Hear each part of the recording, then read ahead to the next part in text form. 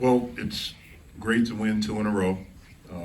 It's great to follow up uh, the big time win that we had at Madison Square Garden, to come back and to take care of business at home, to finish the non-conference schedule with a win, um, and to get a win at home. Uh, this is a good team that we beat. They've played well all year. They've been coached well. They're very tough, a physical basketball team. We got off to a hot start shooting the basketball, and I thought it was maybe a little bit of fool's gold for us. We didn't have the energy that I thought that we would have and that we need to have, really for about the first 24 minutes of the game. And at the under 16 timeout in the first half, or whenever it happened, there was a timeout. We talked about that at the media timeout, just that. And we came out and we started doing it. And we made some plays. Mo made some big-time plays at the basket to kind of energize it. We made some shots, but just as important, our zone was really active, and we forced them into some long shots. We were active. We forced some turnovers, and we were able to get out in transition and get some easy baskets. And then we started playing with the rhythm that's necessary for us to be a good basketball team and be the best basketball team that we can be. I thought some individual performances, obviously Femi to shoot the basketball like he did, from three and from mid-range, was huge for us. You know, Mo's stat line is 2 games in a row where he's played really well. I thought O came in and gave us some really, really good minutes defensively, and then driving and making some passes. And so again, pleased with that.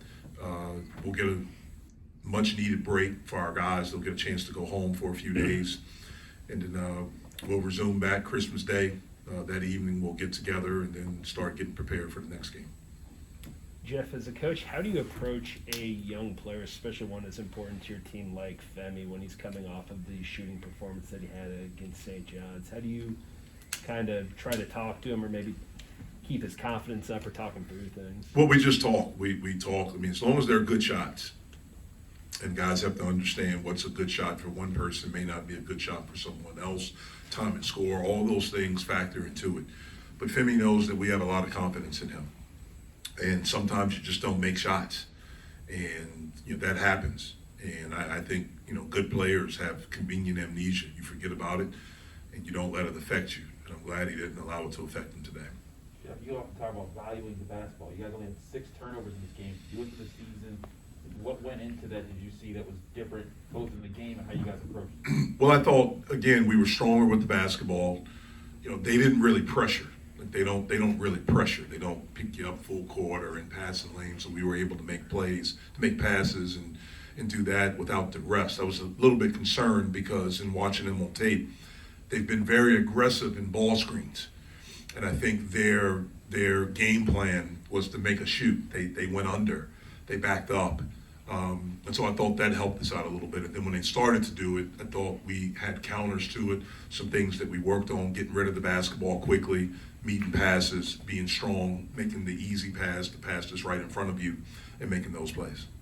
Femi had told us, Jeff, that he had watched the St. John's game 3 times through. I mean, is that, I'm sure for a player like that, with that kind of pride, like it's probably difficult to watch a game like that, but how much is that in line with the guy that you've gotten to know here over the year and a half he's played for you? Yeah, I mean, that's not a surprise to me, only because it was Madison Square Garden. That's where he's from, and I knew he wanted to have a huge game there, and he did have a huge game. He just didn't make shots, but he was a big time contributor to us winning that basketball game. And good players have pride, man. You want to go back and you want to see, you want to study the shots. We watch tape collectively as a group. The individual coaches watch tape with their position guys and show them things like that. This is news. I didn't know that Femi watched it 3 times. That's not something that we've talked about, and that's good. I am maybe a little bit surprised by that, but it's something that's a pleasant surprise. Jeff, what you've learned about your team so far this year, what makes you think this can be sustainable going forward? Well, I hope it can be. The thing that we have to have, we have to understand who we are. That's the main thing. We have to win ugly. We have to bring teams to the mud.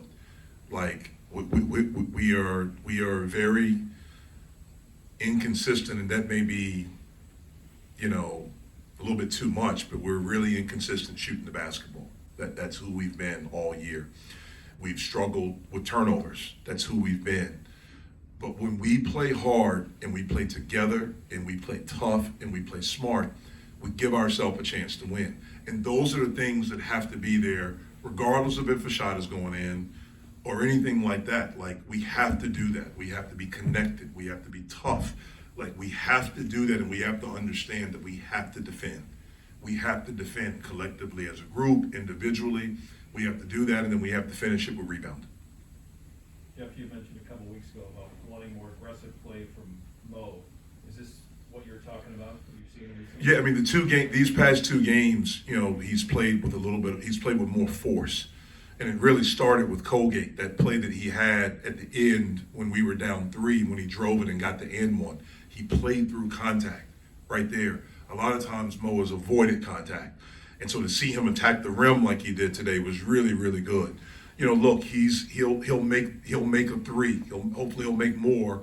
But that's something he's inconsistent with. But the things that he can do, he can block shots. He can be active defensively. He can drive, especially when he has bigger guys on him. He can make plays there. And when he's talking and he's active, it just gives us a different look. And that's the main thing that we need from him. And so it's been really good to see him start to play with a little bit more force. And hopefully as we get into conference play, that's something that will continue. Mo, talk to us about, playing tough, like you said, playing together. You mentioned brick by brick is what you guys always say. How do you feel so far through the season, battling through all this adversity, that the team has bought into your, brick by brick philosophy? I think they have. Again, like I've said it over and over. Like I'm really proud of how they've continued to show up. It would have been very easy to throw in the towel, for everyone. Not me, but for everyone. Because, at all the things that happened, 2 of your best players, or you thought there would be 2 of your best players, 2 guys that we thought would be, I thought they would be 2 of our top scorers. They're out, like we haven't had them. And they're 2 older guys, 2 guys that have pop, 2 guys that can defend, 2 guys that are really competitive. And now all of a sudden that changes the whole dynamic of our team, and we're trying to figure it out on the fly. And then we lose the first 2 games. We come back and we win 2. And then we lose 4 in a row. And then, 2 of them were like gut punches, like in heartbreaking fashion, where you maybe feel like you have it won and then you don't have it won right there at the last second. They've continued to get up.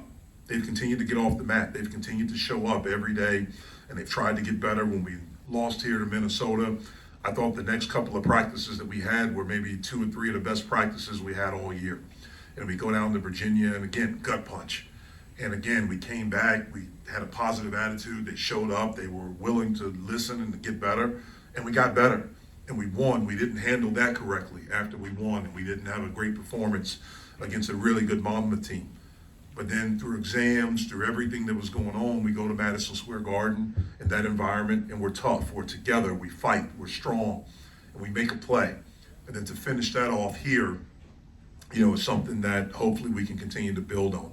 But again, we have to understand who we are. We have to understand how we have to win. It's not going to be pretty. It's not going to be maybe how we thought it was going to be when we started and we were putting this thing together, and as we were going through September, October, it's not like that anymore. And when we've done that, when we've played that way, we've put ourselves in a position to beat anyone, and that's what we have to be.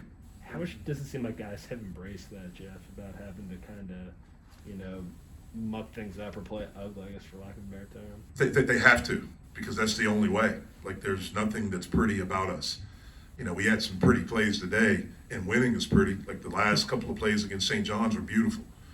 And they were defensive things, they were toughness things. This is who we are. Like, this is who we are. And so I think they've accepted it. There's no other choice. There was at one point you guys went on a 14-0 run. I think you guys were starting to penetrate. You saw, feed down to John, kick out to Mo, and he was able to finish. Same thing, Femi drive in. When you started to see that, what did you see from your team in those moments to say, like, is there anything clicking for them that said, hey, like, we can break through what they're trying to do to take away our bread and butter? I just thought the energy was better. I thought we shared the basketball. We made the correct play. You know, we defended, we rebounded, we were active, we forced turnovers. I just thought it was that. I thought it was that during that stretch where we had to get better. We went up 15, they call timeout, and we give up a 3, we come down, we miss, and then we foul, and they get 2 free throws. So right away, and that's happened. That's happened to us. It happened against Minnesota, where we had a lead, and all of a sudden there's a timeout, and we come out, and then in less than 2 minutes, it's a tie game. You know, to happen against someone else is slipping my mind right now, where we had a lead like that, and then all of a sudden we don't. We have to be able to keep our foot on the gas in those moments. I noticed you had some guys in masks on the bench today. You look around, games are getting canceled, the game in the ACC got canceled. Are you concerned about what this next month, 2 months might look like? Yeah, I've been concerned, man. I mean, it's. I'm not one of these guys that think this or is thought at any point that this thing is going away or it's going away.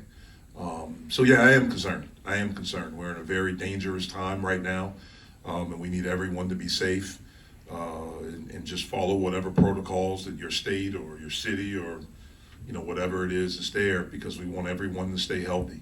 Certainly, we want all of our players. I want everyone to stay healthy. For me, it's not just about this. It's about everyone. And so I am concerned, and hopefully, we can make good decisions and see what happens. How have you seen your guys respond to the challenge of just having to follow those protocols, seeing on the news all the rising numbers, and that's a lot of stress on, just kids trying to play basketball? These young people have been under so much stress, man, the past 2 years. The world has completely changed. And I think they've handled it with incredible strength. I don't know when I was their age if I could have done it. I don't know if I would have had the discipline to do those things back at that time, back when I was 18, because we were a fairly young team, 18, 19, 20 years old. I'd like to think maybe that I could, but I don't know. It's been so much, man, over the past 2 years, so much, and it's still a lot going on right now with this virus. It doesn't seem like it's ever going to end. This may be the new normal, and we just have to adjust. My college coach used to always say, sometimes you just got to play motion offense, and you got to go with it and just see and make the adjustments, wherever the adjustments have to be made, and you have to adapt, and that's what we have to do. They've shown a tremendous strength to be able to adapt. So, Merry Christmas, everybody. Thank you.